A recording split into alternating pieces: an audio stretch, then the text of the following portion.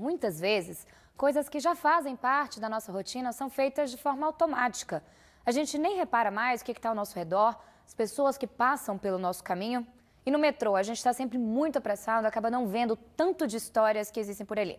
Foi pensando nisso que um publicitário decidiu produzir um livro sobre esse cotidiano, sobre o cotidiano desse universo do metrô. E hoje eu recebo ele aqui, o Pietro Leal, para contar um pouquinho mais sobre essa publicação. Oi, Pietro, boa tarde. Obrigada por ter vindo até aqui. Boa tarde, eu que agradeço o convite. Publicação que é a cara de São Paulo, né? Muita gente passa 2 horas indo, 2 horas voltando do trabalho, tudo em transporte público. Tem muita história por ali, né? Tem demais, porque a gente costuma ver o transporte público como aquela massa de gente transitando, né? Mas a gente sabe também que dentro daquela massa existem histórias muito particulares, que a gente só percebe quando a gente está lá dentro e a gente olha direito, você vê que cada pessoa carrega ali dentro dela uma história e, enfim, uma vivência que vai influir naquele dia, vai influir naquele momento que ela está ali dentro do metrô. E de que forma surgiu essa ideia de fazer a publicação, Pietro? O que acendeu essa vontade, assim, você? Uma história em específico? Não, na verdade eu sou baiano do sul da Bahia, da cidade de Bicaraí, né? E com 10 anos eu fui para Salvador e eu tive esse primeiro impacto daquela pessoa que sai do interior e chega na cidade. E eu achei que eu não ia ter isso de novo até vir morar em São Paulo. Quando eu cheguei aqui e entrei nessa rotina de ter o metrô todos os dias, isso foi impactante, porque é um lugar muito interessante. Durante a manhã você chega no metrô, está o metrô lotado, só que um silêncio, as pessoas caladas.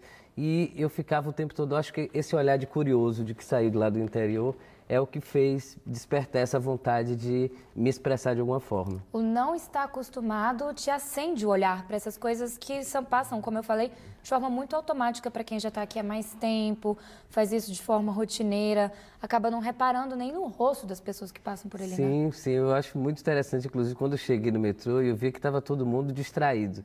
Parecia que no momento que a pessoa entra no metrô, parece que a cabeça dela vai para o lado de fora. Então eu ficava olhando todo mundo e todo mundo ou estava no celular ou então estava com o olhar perdido.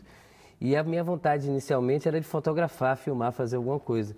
Mas eu encontrei no desenho uma forma mais discreta, uma forma de fotografar aquela cena sem precisar intervir, sem precisar ser muito invasivo. E que tipo de registros foram feitos? Quais os que mais chamaram a atenção? Ah, tem diversos, desde dos idosos e crianças, que são sempre figuras que estão com olhares sempre muito interessantes, até... enfim, são muitas histórias, eu estou tentando aqui lembrar, porque assim no livro tem... Vamos rodar umas aqui? Vamos Vou te rodar. chamar para a gente ver. A gente tem umas imagens que estão no seu Instagram, dos seus registros, do Isso. Diário Suburbano, que é o nome da sua publicação.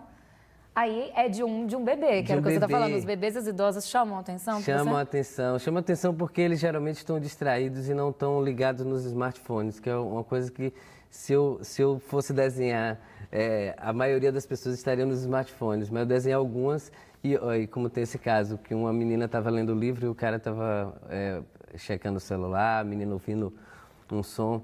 Então cada pessoa carrega um universo dentro dela, né?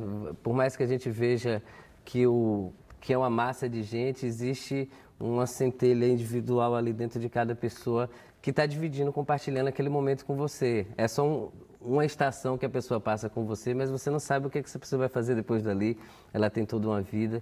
Então essa curiosidade em saber quem são essas pessoas foi o que me levou a escrever as poesias, a desenhá-las. E, inclusive, a ficar ainda, a cabeça continua trabalhando, mesmo depois que a pessoa vai embora e o desenho fica. Eu fico pensando... Imaginando uma história que está ali por trás, né? No começo, eu, inclusive, pensei em escrever contos e depois eu passei a escrever pequenos poemas em forma de, como se fossem haikais. E você ficou mais focado numa determinada linha, eu estava vendo a linha verde, que essa ideia começou. Queria saber, existe algum tipo de comportamento muito típico? Você falou ali do som, todo mundo ouvindo muito som.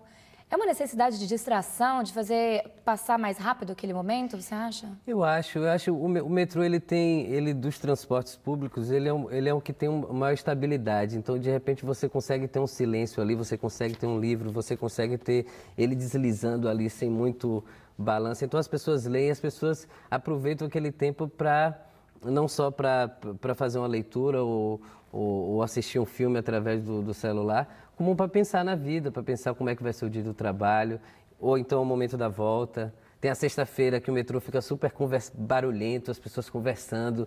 Eu acho isso incrível, como sai de manhã, tá silêncio, todo mundo tá conversando no final. Os comportamentos mudam, você nota isso? No início do dia, então, aqui, pelo menos em São Paulo, o metrô tá silencioso e no final as pessoas já estão mais agitadas? Já estão mais agitadas, estão voltando do trabalho junto com algum colega, ou estão... Então, existe um temperamento geral dentro do metrô, as coisas vão acontecendo, como nos domingos é aquele metrô mais vazio. Então, a linha verde não foi bem uma escolha. E na segunda, é um metrô mais preguiçoso? Um metrô mais preguiçoso e silencioso. Hoje de manhã, ontem de manhã, foi um dia que eu cheguei, o metrô estava lotado, um silêncio, e dá vontade de dar bom dia para as pessoas. Tudo bom? Bom dia. Porque é um silêncio, as pessoas estão ali, mas está todo mundo junto.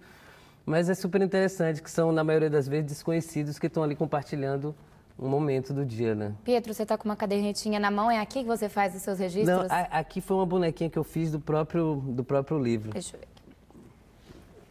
Tá aqui a capinha do Diário Suburbano. Eu coloquei eu resolvi publicar nesse formato, justamente porque foi o formato dos bloquinhos de desenho que você que eu usou para fazer. E para ser de uma ponta da portátil. linha, o Paiacena, seja prudente na Vila Madalena. E é que você foi fazendo nisso, e esse é o formato da publicação.